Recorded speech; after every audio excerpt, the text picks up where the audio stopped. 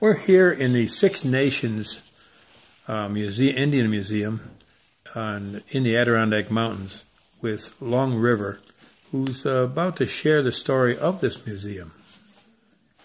Well, this story involves my father, who was the driving force behind this place. My dad was born in 1910, and he lived where he was born, just coincidentally, is 4 miles east of here, in a farmhouse that was built by his grandfather, my great-grandfather. And he was born there, but he lived, as time progressed, he lived in different parts of New York State primarily. And during that period of time, for some reason, he picked up this bug, I guess you'd call it, an interest in Native Americans. And part of it might have been from the fact that his first love really were animals in the forest, you know, from mosquitoes to black bears. He just loved it all. And he did all he could in his time to nurture that and to defend the wildlife. And even that's a misnomer to call it wild, because that suggests that it doesn't have any order at all. And animals have the most effective order beyond human beings. They always follow what the native people call the original instructions. I mean, a bear will do what a bear is supposed to do, whereas humans sometimes deviate from that and cause all kinds of damage in the environment. And he learned that native people tended to have a relationship with nature. They weren't divorced from it, they were part of it.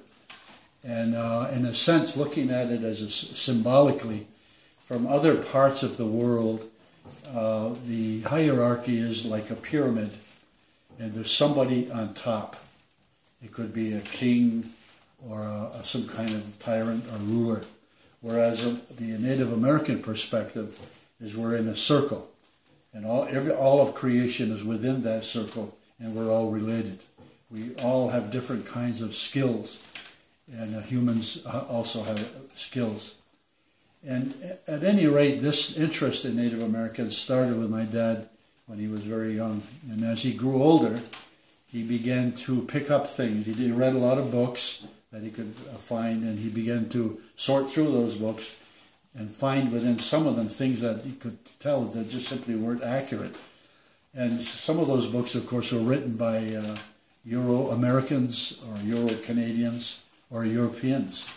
And they had their perspective, and their things that they were trying to achieve weren't necessarily in the good interest of Native people. But anyway, as time progressed, he read these books, and then he reached the point where he could begin to craft things himself. He learned how to do beadwork. He found the source of beads.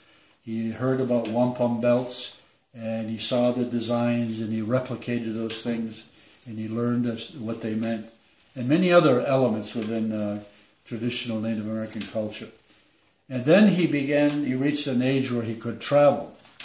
And this was back in a time when it wasn't as dangerous as it is today to hitchhike. And he hitchhiked around the country, and he went to different Native communities, Onondaga, Allegheny, and so forth. And so while he was in some of these communities, he would have tried to find out more from the elders. And often the elders would see this young guy that was feverishly interested, and so they would be happy to share that data with him. And so a lot of the information that he gathered in an oral tradition sense were from these old people when he was a young man. And then ultimately, this reading, this visiting, talking to people, he then went to school. He became a school teacher. And he went to Fredonia, what was called Fredonia Normal School at the time, but that has since evolved into State University of New York at Fredonia. And then after getting that education, he got a teaching job at Tuscarora. That's a Iroquois reservation that's on the western part of New York State, near Niagara Falls and Lewiston, New York. And he taught in the elementary school there. He became good friends with an elder there named Clinton Rickard. And Rickard had an organization called Native American, here I go, it no longer exists, Indian Defense League of America. And their driving purpose was for the American and Canadian governments to acknowledge the various treaties and agreements that they had with the Confederacy as a whole to be able to cross the international border. And so they would have these events and promote that concept of that the Americans and Canadians should live up to their treaties that they signed in good faith with the native nations, particularly the Iroquois. And they often didn't, and they still don't to some degree today, of course. But anyway, then my father, it was while he was in that neighborhood that he met my mother, and she's from Akwesasne, but she and her family were at Niagara Falls because of jobs. My grandfather had a job in a factory in that area. But ultimately, my mother and father were married, and then they came back to Akwesasne, and then he continued his teaching career at the Mohawk School in the settlement of Hogansburg, and that school is still there. And during all of this time, this passage of time, his interest continued. He continued to read, he continued to speak to various people, and he gathered a lot of things besides what he made himself in the terms of beadwork. But at Tuscarora, like for example in the collection, we have it's a temperance society flag to promote the idea of celibacy and that you shouldn't drink.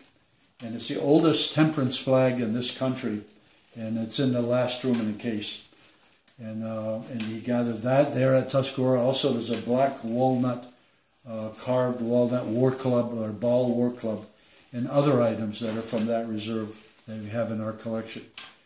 And then, so finally, as time progressed, our house began to resemble a museum, with all these artifacts all over the place. And so he and my mother decided that they should do something about it. And in that, he was a school teacher. He had the summers off to do something different. And so he decided to build this. And we had this land here in the Adirondacks. And so it was in the year of 1954 that the doors were first opened, after the building was made and the artifacts dispersed throughout the place. And it started with 2 rooms, these first 2 rooms here, and then ultimately a 3rd room was added out front, and then in the other end of the museum is a 4th room that was added. And then meanwhile, people keep contributing, donating items, and so we just keep filling it up. But it's clear that we really should have some more room, there's so much stuff in here. But in a nutshell, that's how this museum came about. Wow, and we'll hopefully get lucky enough to have a guided tour. I'll do what I can.